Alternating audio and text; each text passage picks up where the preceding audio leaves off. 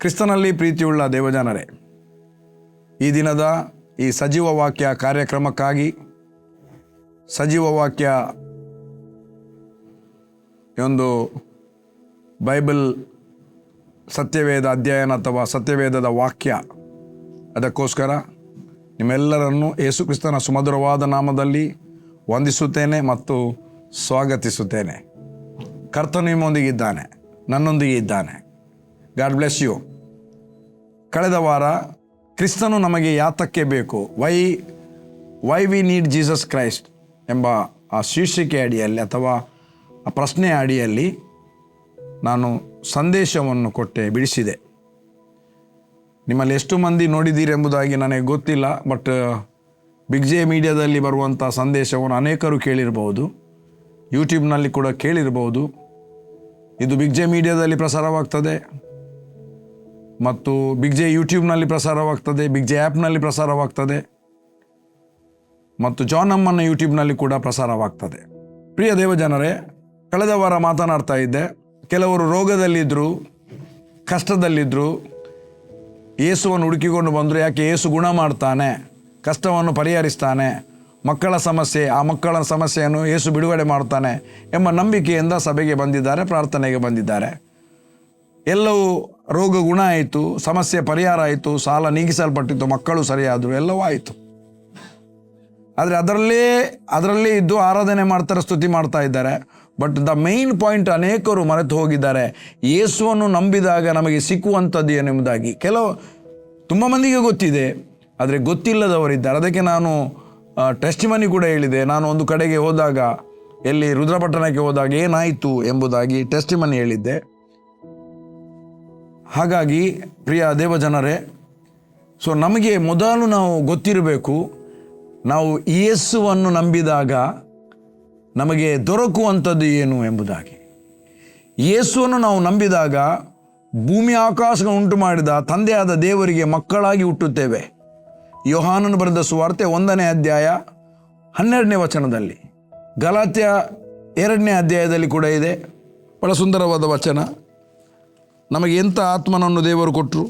4ನೇ ಅಧ್ಯಾಯ, ನೀವು ಪುತ್ರರಾಗಿರುವುದರಿಂದ ದೇವರ ಅಪ್ಪ ತಂದೆ ಎಂದು ಕೂಗುವ ತನ್ನ ಮಗನ ಆತ್ಮ, ಅಂದರೆ ಕರೆಯುವ ತನ್ನ ಮಗನ ಆತ್ಮವನ್ನು ನಮ್ಮ ಹೃದಯದಲ್ಲಿ ಕಳಿಸಿಕೊಟ್ಟನು. ಯಾವಾಗ ಯೇಸುವನ್ನು ನಂಬಿದ್ದೇವೆ, ನಾವು ಅಧಿಕಾರದಿಂದ ಅವರು ದೇವರ ಮಕ್ಕಳಾಗಿ ಹುಟ್ಟಿದರು, ಪುತ್ರರಾದರು, ಮಗನ ಆತ್ಮ ಅವರಿಗೆ ಸಿಕ್ಕಿತ್ತು, ಹೊಳೆಯುವ ಜ್ಯೋತಿರ್ಮಂಡಲ ಆದರು, ಪರಲೋಕ ರಾಜ್ಯದ ರಾಯಭಾರಿಯಾಗಿ ನೇಮಿಸಲ್ಪಟ್ಟರು, ಸೇವೆಯು ಅವರಿಗೆ ಕೊಡಲ್ಪಟ್ಟಿತು, ಅನೇಕ ಸಂಗತಿಗಳಾಯಿತು. ಆದರೆ ಮುಖ್ಯ ಇದಕ್ಕಿಂತ ಇದೆಲ್ಲ ಒಂದು ಪ್ಯಾಕೇಜ್. ಯೇಸುವನ್ನು ನಂಬಿದಾಗ ಅಂಧಕಾರ ದೊರೆತನದಿಂದ ಬಿಡುಗಡೆಯಾಗಿ ನಮ್ಮ ಕರ್ತನಾದ ಯೇಸು ಕ್ರಿಸ್ತನ ರಾಜ್ಯದಲ್ಲಿ ನಾವು ಸೇರಿದೆವು. ನಿತ್ಯತ್ವದಲ್ಲಿರುವಂಥ ಮರಣದಿಂದ ನಾವು ಪಾರಾದೆವು, ನಿತ್ಯತ್ವದಲ್ಲಿರುವ ಜೀವಕ್ಕೆ ನಾವು ಸೇರಿದೆವು. ಇದೀಗ ಎಲ್ಲ ಕಡೆಯಲ್ಲಿ ಹೇಳಲ್ಪಡುವುದಿಲ್ಲ, ಸಾರಲ್ಪಡುವುದಿಲ್ಲ. ಬೇರೆ ಬೇರೆ ವಿಷಯಗಳು ಸಾರಲ್ಪಡ್ತದೆ. ಎಷ್ಟೋ ಮಂದಿಗೆ ಇದು ಚೋಕ್ ಆಗಿದೆ, CHOKE, ಚೋಕ್, ಬ್ಲಾಕ್ ಆಗಿದೆ. ಕೆಲವರಿಗೆ ನಿತ್ಯ ಜೀವ ಅಂದರೆ ಏನಂತ ಗೊತ್ತಿಲ್ಲ. ಒಬ್ಬ ವ್ಯಕ್ತಿ ಈ ಶರೀರವನ್ನು ಬಿಟ್ಟರೆ, ಶರೀರದಿಂದ ಅವನ ಆತ್ಮ ಬೇರ್ಪಟ್ಟರೆ ಅದಕ್ಕೆ ಹೇಳ್ತಾರೆ ಸ್ವಾಭಾವಿಕವಾದ ಒಂದು ಮರಣ. ಬಟ್ ಈಗ 2ನೇ ಸಂಗತಿ ಇದೆ, ಅವನ ಸ್ಪಿರಿಟ್ ಹೊರಗೆ ಬಂದದ್ದು. ಅದು 2 ಪ್ಲೇಸ್ನಲ್ಲಿ ಒಂದು ಪ್ಲೇಸಿಗೆ ಹೋಗಬೇಕು. ಒಂದೇ ನರಕಕ್ಕೆ ಹೋಗಬೇಕು, ಅದು ನಿತ್ಯ ನರಕ. ಮತ್ತೊಂದು ಪರಲೋಕಕ್ಕೆ ಹೋಗಬೇಕು, ಅದು ನಿತ್ಯ ಪರಲೋಕ. ನಿತ್ಯತ್ವಕ್ಕೂ ನಾವು ತಂದೆಯ ಒಂದಿಗೆ, ಕರ್ತನಾದ ಯೇಸುವಿನೊಂದಿಗೆ ಯುಗಾಂತರದಲ್ಲಿರುವಂಥದ್ದು. ಎಂಡೇ ಇಲ್ಲ. ಇವನು ನಿತ್ಯತ್ವಕ್ಕೂ ನರಕದಲ್ಲಿ ಕಳೀಬೇಕು. ಹಾಗಾದರೆ ನರಕದ ನಿತ್ಯತ್ವ ಒಬ್ಬ ವ್ಯಕ್ತಿಗೆ ಕ್ಯಾನ್ಸಲ್ ಆಗಬೇಕಾದ್ರೆ ಅವನಿಗೆ ಯೇಸು ಬೇಕು. ಯಾವಾಗ ಯೇಸುವನ್ನು ಅಂಗೀಕರಿಸ್ತಾನ, ಆತನ ಹೆಸರಿನ ಮೇಲೆ ನಂಬಿಕೆ ಇಡ್ತಾನ, ಅವನು ದೇವರ ಮಗನಾಗಿ ಹುಟ್ಟುತ್ತಾನೆ. ಯೇಸು ಕ್ರಿಸ್ತನ ಆತ್ಮದಲ್ಲಿ ಆತನು ಹುಟ್ಟುತ್ತಾನೆ. ಅವನಿಗೆ ನಿತ್ಯ ಜೀವ ದೊರೆಯಿತು. ಅವ ಯುಗಾಂತರದಲ್ಲಿ ವಾಸ ಮಾಡ್ತಾನೆ. ಆ ನಿತ್ಯ ಜೀವ ಇರುವುದು ಒಬ್ಬನಲ್ಲಿ, ಯಾರೋದರಲ್ಲಿ? ಯೇಸುವಿನಲ್ಲಿ. ಅದಕ್ಕೆ 1 ಯೋಹನ 5ನೇ ಅಧ್ಯಾಯ 11ನೇ ವಚನ, ದೇವರು ನಮಗೆ ನಿತ್ಯ ಜೀವವನ್ನು ಅನುಗ್ರಹಿಸಿದ. ನಿತ್ಯ ಜೀವವನ್ನು ಅನುಗ್ರಹಿಸಿದ ಯಾರು? ದೇವರು. ಮುಂದೆ ಹೇಳ್ತದೆ, ಆ ಜೀವವು ಆತನ ಮಗನಲ್ಲಿ ಅದೇ. ಅಂದರೆ ನಮ್ಮ ಕರ್ತನಾದ ಯೇಸುವಿನಲ್ಲಿ ಆ ಜೀವ ಇದೆ. ಹಾಗಾದರೆ ಆ ಜೀವ ನಮಗೆ ದೊರಕಬೇಕಾದ್ರೆ ನಾವು ಯಾವಾಗ ಯೇಸುವನ್ನು ನಂಬುತ್ತೇವಾ, ಯೇಸುವೇ ನಮ್ಮ ಕರ್ತನು ರಕ್ಷಣಕನಂತ ಹೇಳ್ತೇವೆಯಾ, ಯೇಸುವೇ ನನ್ನ ಒಡೆಯನು ಎಂಬುದಾಗಿ ಅರಿಕೆ ಮಾಡ್ತೇವೆಯಾ, ಹೃದಯದಲ್ಲಿ ನಂಬುತ್ತೇವೆಯಾ, ನಾವು ಮರಣದಿಂದ ಪಾರಾಗಿ ಜೀವಕ್ಕೆ ಸೇರುತ್ತೇವೆ. ಮರಣದಿಂದ ಪಾರಾಗಿ ಜೀವಕ್ಕೆ ಸೇರ್ತೇವೆ. ಇದು ವಾಕ್ಯ ಯೋಹಾನನು ಬರೆದ ಸುವಾರ್ತೆ 5ನೇ ಅಧ್ಯಾಯ 24ನೇ ವಚನದಲ್ಲಿ ಇದೆ. ನನ್ನ ಮಾತನ್ನು ಕೇಳಿ, ಯೇಸು ಹೇಳ್ತಾನೆ, ನನ್ನ ಮಾತನ್ನು ಕೇಳಿ ನನ್ನನ್ನು ಕಳಿಸಿಕೊಟ್ಟ ಆತನನ್ನು ನಂಬುವವನು, ದೇವರನ್ನು ನಂಬುವವನು, ಅವನು ನಿತ್ಯ ಜೀವವನ್ನು ಹೊಂದಿದ್ದಾನೆ. ಇನ್ನು ಮುಂದೆ ಅವನು ತೀರ್ಪಿಗೆ ಗುರಿಯಾಗುವುದಿಲ್ಲ. ಅವನು ಮರಣದಿಂದ ಪಾರಾಗಿ, ನಿತ್ಯ ಮರಣದಿಂದ ಪಾರಾಗಿ ನಿತ್ಯ ಜೀವಕ್ಕೆ ಸೇರಿದ್ದಾನೆ. ನನ್ನ ಪ್ರಿಯ ದೇವಜನರೇ, ನಿತ್ಯ ಮರಣದಿಂದ ಪಾರಾಗಿ. ಸೊ ಅರ್ಥ ಮಾಡಿಕೊಳ್ಳಿ, ಯೇಸುವನ್ನೇ ಯಾಕೆ ನಂಬಬೇಕು? ಯೇಸುವನ್ನೇ ನಂಬಿದರೆ ಯಾಕೆ ನಿತ್ಯ ಜೀವ? ಯೇಸುವನ್ನು ನಂಬಿದಾಗ ಏನು ದೊರೆಯಿತು? ದ ಗ್ರೇಟೆಸ್ಟ್ ಥಿಂಗ್, ನಮಗೆ ನಿತ್ಯ ಜೀವ ದೊರಕಿತು. ಅದ್ಭುತವಾದ ಅತಿ ಶ್ರೇಷ್ಠವಾದ ಒಂದು ವಿಷಯ ಏನಂದರೆ, ನಿತ್ಯ ಜೀವ ದೊರಕಿತು. ತಂದೆಯಾದ ದೇವರಿಗೆ ಮಕ್ಕಳಾಗಿ, ಮಗನಾಗಿ ಹುಟ್ಟಿದ್ದೆವು. ಕಾಮದಿಂದ ಅಲ್ಲ, ಪುರುಷ ಸಂಕಲ್ಪದಿಂದ ಅಲ್ಲ, ರಕ್ತ ಸಂಬಂಧದಿಂದ ಅಲ್ಲ, ದೇವರಿಂದಲೇ ಹುಟ್ಟಿದೆವು. ದೇವರ ಮಕ್ಕಳಾಗುವ ಸೌಭಾಗ್ಯ ಯೇಸುವನ್ನು ನಂಬಿದಾಗ ದೊರೆಯಿತು. ರೋಗ ಸ್ವಸ್ಥತೆ ಆದದ್ದು, ಕಷ್ಟ ಪರಿಹಾರ ಆದದ್ದು, ಸಾಲ ನೀಗಿಸಲ್ಪಟ್ಟದ್ದು, ಮಕ್ಕಳೆಲ್ಲ ಕರೆಕ್ಟ್ ಆದದ್ದು, ಇದೆಲ್ಲ ಸೈಡ್. ಪ್ರಾಮುಖ್ಯವಾದ ಅತೀ ಶ್ರೇಷ್ಠವಾದ ಸಂಗತಿ ಇದೆಲ್ಲ ಸರಿಯಾಗಿ ನೀನು ನಿತ್ಯ ಜೀವವನ್ನು ಹೊಂದದೆ ನಿತ್ಯ ನರಕಕ್ಕೆ ಹೋದರೆ, ಇದೆಲ್ಲ ತಾತ್ಕಾಲಿಕ. ಭೂಲೋಕದಲ್ಲಿ ಶರೀರದಲ್ಲಿರುವಾಗ ಮಾತ್ರ. ಹಣ, ಮನೆ, ಬಂಗ್ಲಾ, ಕಾರು, ಗಾಡಿ, ಚಿನ್ನ, ಮುತ್ತು, ರತ್ನ, ವಜ್ರ, ವೈಡೂರ್ಯ ಎಲ್ಲ ಟೆಂಪರರಿ. ಅದು ಈ ಲೋಕದಲ್ಲಿರುವಾಗ ಮಾತ್ರ ಧರಿಸಲಿಕ್ಕೆ. ಈ ಲೋಕವನ್ನು ಬಿಟ್ಟಿರ ಮಕ್ಕಳಿಗೆ ಆಯಿತಾ. ಯೇಸು ಕ್ರಿಸ್ತನು ಬಂದನ, ಮಧ್ಯಾಕಾಶಕ್ಕೆ ಬಂದನ, ಮಿಡ್ಯಾರಿಗೆ ರ್ಯಾಪ್ಚರ್ ಆಗ್ತೇವೆ. ಎಲ್ಲವನ್ನು ಬಿಟ್ಟು ಹೋಗಬೇಕು. ಒಂದನ್ನು ಕೂಡ, ಯಾವುದು ಕೂಡ ನಮಗೆ ಕೊಂಡೋಗ್ಲಿಕ್ಕೆ ಇಲ್ಲ. ಎಲ್ಲವನ್ನು ಬಿಟ್ಟು ಹೋಗಬೇಕು. ಇದೆಲ್ಲ ತಾತ್ಕಾಲಿಕ. ಬಟ್ ಶ್ರೇಷ್ಠವಾದದ್ದು, ಸರ್ವಕಾಲಿಕ, ದ ಪರ್ಮನೆಂಟ್, ಅದು ನಿತ್ಯ ಜೀವ. ನಿತ್ಯ ಜೀವ. ನನ್ನ ಪ್ರಿಯ ದೇವಜನರೇ,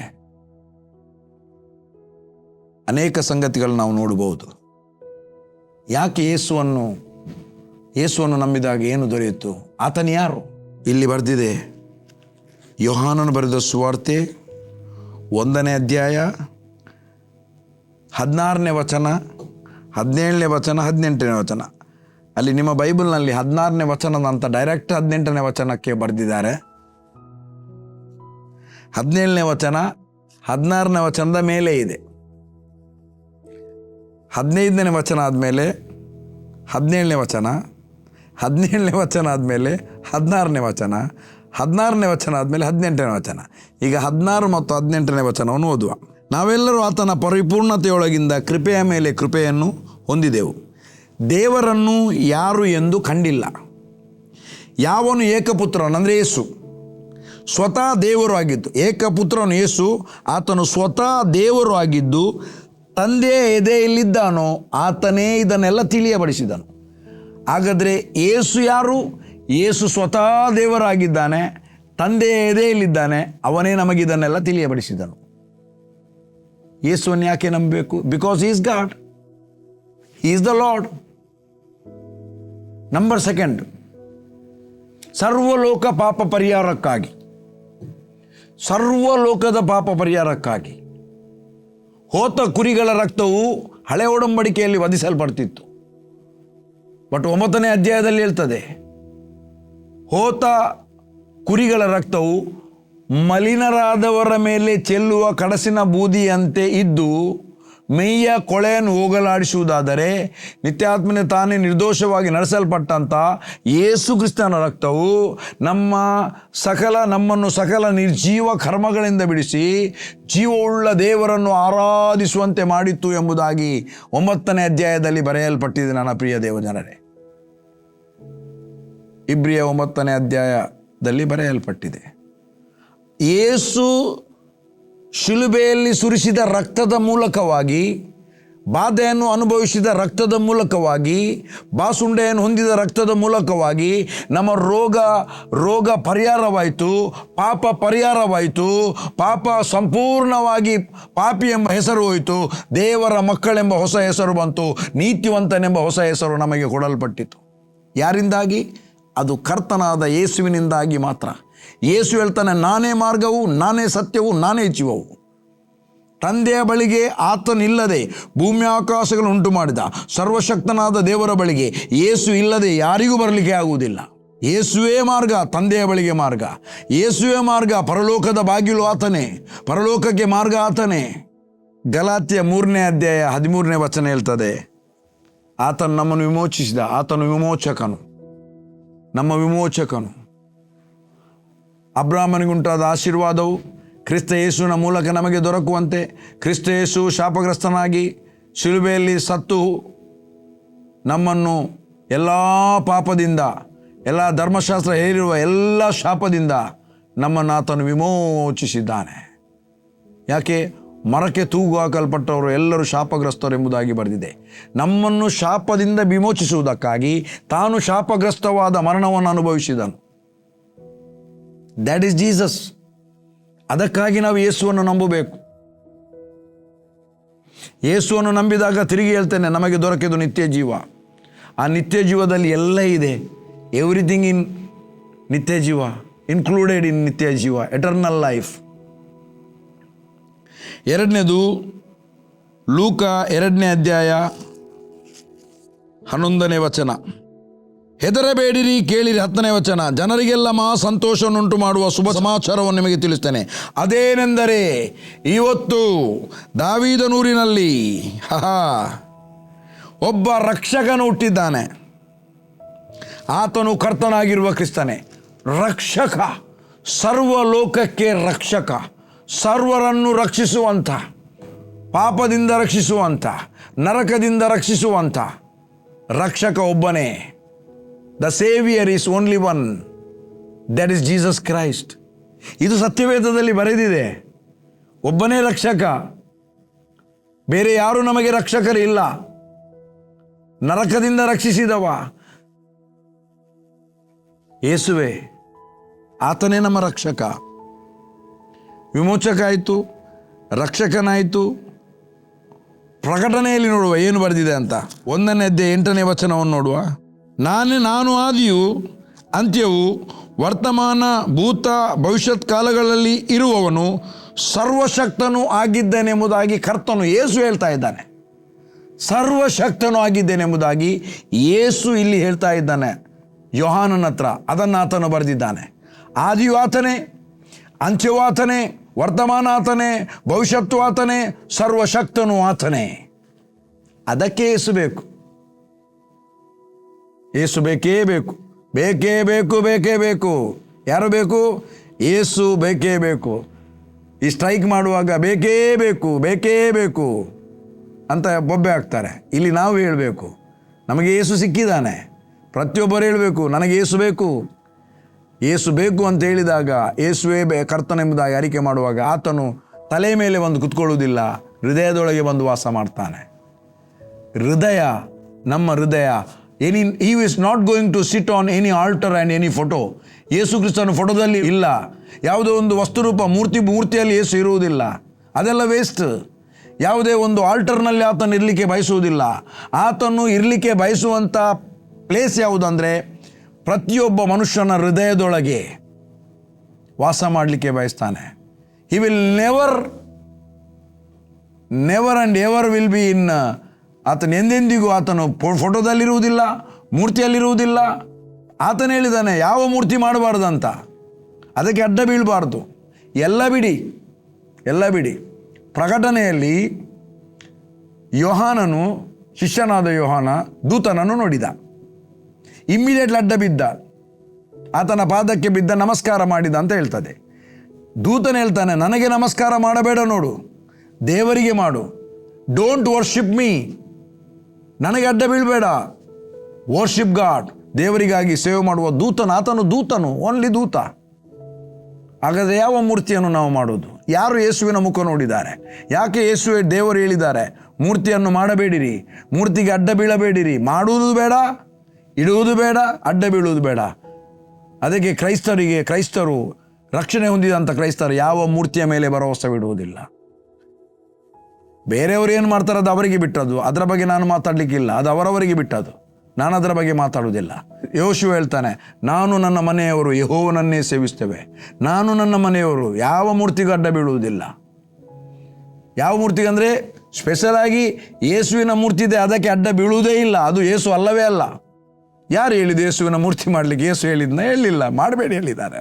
ಓಕೆ ಯೆಶಾಯ 9:6 ಒಂದು ಮಗು ನಮಗಾಗಿ ಹುಟ್ಟಿದೆ ಅಷ್ಟೇ, ವರದ ಮಗು ನಮಗೆ ದೊರೆತನಂತ ಅಲ್ಲಿ ಬರೆದಿದೆ. ನಂತರ ಹೇಳ್ತದೆ, ಆತನ ಯಾರು? ನಂಬರ್ 1 ಅದ್ಭುತ ಸ್ವರೂಪನು, ಅದ್ಭುತ ಸ್ವರೂಪ, ಅನ್ಲಿಮಿಟೆಡ್ ಅದ್ಭುತ ಮಾಡುವವ. ಆತನಲ್ಲಿ ಅನ್ಲಿಮಿಟೆಡ್ ಅದ್ಭುತ ಉಂಟು. ನಂಬರ್ 1 ಅದರಲ್ಲಿ ಅದ್ಭುತ ಸ್ವರೂಪನು, ಆಲೋಚನೆಯಲ್ಲಿ ಶ್ರೇಷ್ಠನು, ಆಲೋಚನಾಕರ್ತನು. ಅದಕ್ಕೆ ಕೀರ್ತನೆಗಾರನು ಬರೆದಿದ್ದಾನೆ, ಆಲೋಚನೆಯಲ್ಲಿ ಶ್ರೇಷ್ಠ. ಅದಕ್ಕೆ ಅರ್ಥವೇ ಆಲೋಚನೆಯಲ್ಲಿ ಶ್ರೇಷ್ಠನು, ಕಾರ್ಯಗಳಲ್ಲಿ ಸಮರ್ಥನು, ಅತಿಶಯ ದೇವರು ನೀನೇ ತಾನೇ, ಆಲೋಚನಾಕರ್ತ ನೀನೇ ತಾನೇ. ಆಲೋಚನೆಯಲ್ಲಿ ಆತನು ಶ್ರೇಷ್ಠನು, ಅದ್ಭುತ ಸ್ವರೂಪನು, ಆಲೋಚನಾಕರ್ತನು. 3 ಪರಾಕ್ರಮಿಯಾದ ದೇವರು. ಯೇಸುವಿನ ಬಗ್ಗೆ ಯೆಶಾಯನು ಬರೆದಿದ್ದಾನೆ, ಪರಾಕ್ರಮಿಯಾದ ದೇವರು. ಗಿದ್ಯೋನನಿಗೆ ಯೆರುಬ್ಬಾಳ ಅನ್ನೋ ಹೆಸರು, ಇನ್ನೊಂದು ಹೆಸರು ಯೆರುಬ್ಬಾಳನಾಗಿರುವ ಗಿದ್ಯೋನ, ಆತನು ಇಸ್ರಾಯೇಲರ ನ್ಯಾಯಸ್ಥಾಪಕನಾಗಿ ದೇವರು ಆರಿಸಿದ. ಅವನಿಗೆ ದೇವರು ಕರೀತಾನೆ, ಪರಾಕ್ರಮಶಾಲಿಯೇ, ದೇವರು ನಿನ್ನ ಸಂಗಡ ಇದ್ದಾನೆ. What a wonderful voice, wonderful word ದೇವರದು. ನನ್ನದು ವಾಯ್ಸ್ ಇಷ್ಟು ಚಿಕ್ಕ, ಅಲ್ಲಿ ಭಾಳ ದೊಡ್ಡ ವಾಯ್ಸ್ ಆಗಿರ್ಬೋದು, ಒಮ್ಮೆ ಅಲ್ಕಿ ಬಿದ್ದಿರ್ಬೋದು. ಪರಾಕ್ರಮಶಾಲಿ ಅಂತ ಹೇಳುವಾಗ ಎಂತ, ಅವನು ಪುಕೇಲಾಗಿದ್ದ, ಪುಕೇಲಾಗಿ ಹೇಳ್ತಾರೆ ಪರಾಕ್ರಮಶಾಲಿಯೇ, ದೇವರು ನಿನ್ನ ಸಂಗಡ ಇದ್ದಾನೆ. The mighty valour of God, mighty valour, ಪರಾಕ್ರಮಶಾಲಿ. ಪರಾಕ್ರಮಶಾಲಿಯಾದ ಆತನು ಗಿದ್ಯೋನನಿಗೆ ಹೇಳುವುದು ಪರಾಕ್ರಮಶಾಲಿ. ನಮ್ಮ ದೇವರು, ನಮ್ಮ ಕರ್ತನಾದ ಯೇಸು ಪರಾಕ್ರಮಶಾಲಿ. ಆತ ನಿನಗೆ ಹೇಳ್ತಾನೆ, ನನಗೆ ಹೇಳ್ತಾನೆ, ನೀನು ಕೂಡ ನನ್ನೊಟ್ಟಿಗೆ ಪರಾಕ್ರಮಶಾಲಿ. ಹೇಳಿ ಪರಾಕ್ರಮಶಾಲಿಗಳೇ, ಹೇಳಿ, ಕಮಾನ್ ಅರೈಸ್. ಅದ್ಭುತ ಸ್ವರೂಪನು, ಆಲೋಚನಾಕರ್ತನು, ಪರಾಕ್ರಮಿಯಾದ ದೇವರು, ನಿತ್ಯನಾದ ತಂದೆ. ನಿತ್ಯತ್ವಕ್ಕೂ ಆತನೇ ತಂದೆ. ಯೇಸು ಹೇಳಿದಾನೆ, ನಿಮಗೆ ತಂದೆ ಒಬ್ಬನೇ. ಭೂಲೋಕದಲ್ಲಿ ಹೊತ್ತು ಸಾಕಿದ ತಂದೆ, ಮತ್ತೆ ಇರುವುದು ತಂದೆ, ಭೂಮಿ ಆಕಾಶ ಉಂಟು ಮಾಡಿದ ಪರಲೋಕದಲ್ಲಿರುವ ನಮ್ಮ ತಂದೆ. ಹಳೆ ಒಡಂಬಡಿಕೆಯಲ್ಲಿ ಎಲೀಷ ಹೇಳ್ತಾನೆ, ನನ್ನ ತಂದೆ, ನನ್ನ ತಂದೆ. ಆತನು ಮನೆಯನ್ನು ಬಿಟ್ಟು, ಆತನ ಹೋರಿಯನ್ನು ಕಡಿದು ಔತಣ ಮಾಡಿ ಅಪ್ಪನಿಗೆ ಮುದ್ದಿಟ್ಟು ಬರಲಿಕ್ಕೆ ಪರ್ಮಿಷನ್ ಕೇಳಿ ಅಪ್ಪನನ್ನು ಮನೆಯನ್ನು ಬಿಟ್ಟು ಶಾಶ್ವತವಾಗಿ ಏಲಿಯನೊಟ್ಟಿಗೆ ಇರಲಿಕ್ಕೆ ಬರ್ತಾನೆ. ಈಗ ಏಲಿಯ ಹಿರಿಯ ಪ್ರವಾದಿ, ಏಲಿಯನೇ ಅವನಿಗೆ ತಂದೆ. ನಾವು ನಮ್ಮ ತಂದೆಯನ್ನು ಬಿಟ್ಟು ಬರಲಿಲ್ಲ ಸಭೆಯಲ್ಲಿ ಕೂತ್ಕೊಳ್ಳಿಕ್ಕೆ, ಇನ್ನೊಬ್ಬನನ್ನು ತಂದೆ ಕರೀಲಿಕ್ಕೆ. ನಮ್ಮ ಮನೆಯಲ್ಲಿದ್ದೇವೆ, ಸಭೆಯಲ್ಲಿದ್ದೇವೆ. ದೇವರೊಂದು ಡೆಸಿಗ್ನೇಷನ್ ಕೊಟ್ಟಿದ್ದಾನೆ, ಸಭಾಪಾಲಕ, ಅಪೋಸ್ತಲ, the servant apostle, servant prophet, servant ಸೇವಕನಾದ ಅಪೋಸ್ತಲ, ಸೇವಕನಾದ ಪ್ರವಾದಿ, ಸೇವಕನಾದ ಸಭಾಪಾಲಕ, ಸೇವಕನಾದ ಸುವಾರ್ತಿಕ, ಸೇವಕನಾದ ಉಪದೇಶಿ. ಅವರು ತಂದೆ ಅವರಿಗೆ ಹುಟ್ಟಿದ ಮಕ್ಕಳಿಗೆ. ಬೇರೆಯವರಿಗಲ್ಲ. ಸಭಾಪಾಲಕ. ಸ್ಪಿರಿಚುವಲ್ನಲ್ಲಿ 2 ಫಾದರನ್ನು ತೋರಿಸಿದ್ದಾರೆ ಇಬ್ರಿಯರು ಬರೆದ ಪತ್ರಿಕೆಯಲ್ಲಿ. ಇದು ಸಬ್ಜೆಕ್ಟೇ ಅಲ್ಲ, ಬಟ್ ನಿತ್ಯನಾದ ತಂದೆ ಅಂತ ಅದು ಒಬ್ಬನನ್ನೇ ತೋರಿಸ್ಬೇಕಲ್ಲ. ನಿತ್ಯನಾದ ತಂದೆ ಒಬ್ಬನೇ, ಬೇರೆ ತಂದೆ ಇಲ್ಲ. 2 ತಂದೆ. ನಮ್ಮ ಶರೀರ ಯಾರಿಗೆ ಹುಟ್ಟಿದ ಅವನು ನಮ್ಮ ತಂದೆ. ಮತ್ತು ಆತ್ಮಕ್ಕೆ ಒಬ್ಬ ತಂದೆ ಇದ್ದಾನೆ. ಇಬ್ರಿಯರು ಬರೆದ ಪತ್ರಿಕೆಯಲ್ಲಿ ಬಹಳ ಸುಂದರವಾಗಿ ಬರೆದಿದೆ. 12ನೇ 9ನೇ ವಚನ. ಇದು ಮಾತ್ರವಲ್ಲದೆ ನಮ್ಮನ್ನು ಶಿಕ್ಷಿಸಿದಂಥ ಶರೀರ ಸಂಬಂಧವಾದ ತಂದೆಗಳನ್ನು ನಾವು ಸನ್ಮಾನಿಸಿದೆವಷ್ಟೇ. ನಮ್ಮ ಆತ್ಮಗಳಿಗೆ ತಂದೆಯಾಗಿರುವ ಆತನು ಒಬ್ಬನೇ. ಆತ್ಮವನ್ನು ಹುಟ್ಟಿಸಿದವನೇ, ಆತ್ಮದಿಂದ ನಮ್ಮನ್ನು ಹುಟ್ಟಿಸಿದವನೇ ನಮ್ಮ ಆತ್ಮದ ತಂದೆ, ನಮಗೆ ಆತ್ಮೀಕ ತಂದೆ ಅವನೊಬ್ಬನೇ. ಆತ್ಮೀಕ ತಂದೆ ಅಂತ ಕರೀಲಿಕ್ಕೆ ನಮ್ಮನ್ನು ಆತ್ಮದಲ್ಲಿ ಯಾರು ಹುಟ್ಟಿಸಲಿಲ್ಲ. ದೇವರು ಸಂಬಳ ಕೊಟ್ಟಿದ್ದಾನೆ, ಸೇವೆ ಮಾಡಿದ್ದಾರೆ ಅಷ್ಟೇ. We have to honour them. The 5-fold ministry leaders ಯಾರಿದ್ದಾರೆ ಅವರನ್ನು ನಾವು ಹಾನರ್ ಮಾಡಬೇಕು. Because they have the anointing of God and they are the servant of God and they are the leaders of church. We have to honour them. ನಾವು ಅವರನ್ನು honour ಮಾಡಬೇಕು. ನಾವು rebellion ಆಗುವುದಲ್ಲ ಅವರಿಗೆ. ಸತ್ಯ ಮಾತ್ರ ವಾಕ್ಯಕ್ಕೆ ಮಾತ್ರ ನಾವು ಎಗ್ರಿ ಆಗಬೇಕು. ದೇವರ ವಾಕ್ಯ ಅಲ್ಲವನ್ನು ಇಮ್ಮಿಡಿಯೇಟ್ ರಿಜೆಕ್ಟ್ ಮಾಡಬೇಕು. ರೈಟ್ ರೆವಲೇಷನನ್ನು ಮಾತ್ರ ನಾವು ಸ್ವೀಕಾರ ಮಾಡಬೇಕು. ಓಕೆ. ಅದ್ಭುತ ಸ್ವರೂಪನು, ಆಲೋಚನಕರ್ತನು, ಪರಾಕ್ರಮದ ದೇವರು, ನಿತ್ಯನಾದ ತಂದೆ ಒಬ್ಬನೇ ಮತ್ತು ಸಮಾಧಾನದ ಪ್ರಭು, ದ ಪ್ರಿನ್ಸ್ ಆಫ್ ಪೀಸ್. ಈ 5 ಟೈಟಲ್ ಯೆಶಾಯನು ಮಾತನಾಡಿದ್ದು ಅದು ಕರ್ತನಾದ ಯೇಸುವಿನ ವಿಷಯದಲ್ಲಿ. ಯಾಕೆ? ಅಲ್ಲಿ ಮೊದಲು ಬರೆದಿದೆ, 1 ಮಗು ನಮಗೆ ದೊರಕಿದೆ ಅಷ್ಟೇ. ವರದ ಗಿಫ್ಟೆಡ್ ಸನ್, ವರದ ಮಗನು ನಮಗೆ ದೊರೆತ. 1 ಮಗು ನಮಗೆ ಸಿಕ್ಕಿದೆ ಅಷ್ಟೇ, ವರದ ಮಗನು ನಮಗೆ ದೊರೆತನು. 5 ಟೈಟಲ್, ವರ್ಡ್, ದ ಪೊಸಿಷನ್, ಆತನು ಯಾರು ಎಂಬುದಾಗಿ 5 ಟೈಟಲ್. ಅದ್ಭುತ ಸ್ವರೂಪ, ಆಲೋಚನಕರ್ತ, ಪರಾಕ್ರಮದ ದೇವರು, ನಿತ್ಯನಾದ ತಂದೆಯು, ಸಮಾಧಾನದ ಪ್ರಭು ಆತನ ಹೆಸರು. ಯಾಕೆ ಯೇಸುವನ್ನು ಅಂಗೀಕರಿಸಬೇಕು? 5 ಸಂಗತಿ.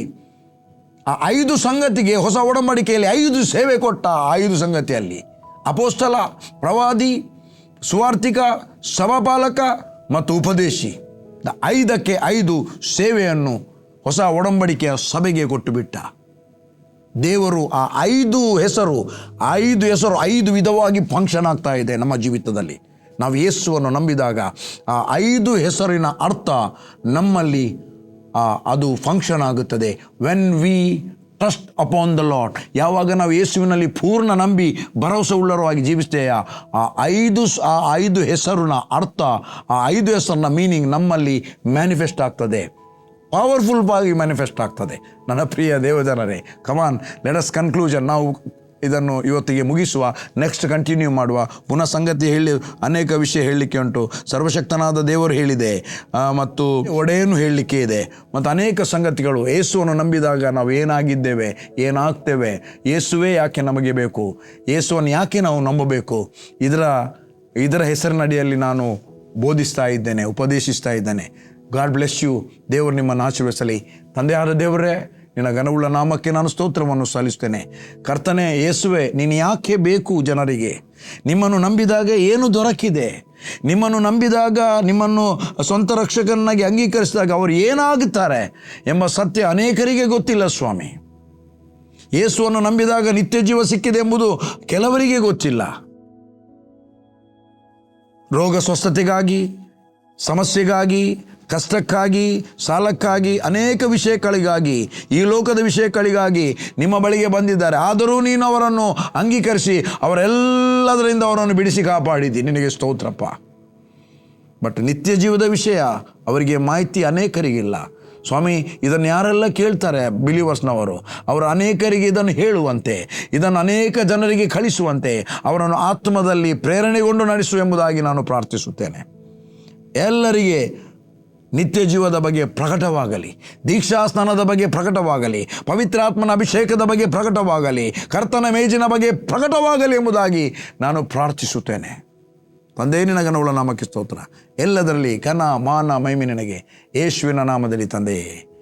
Amen, amen, amen. God bless you. You are blessed.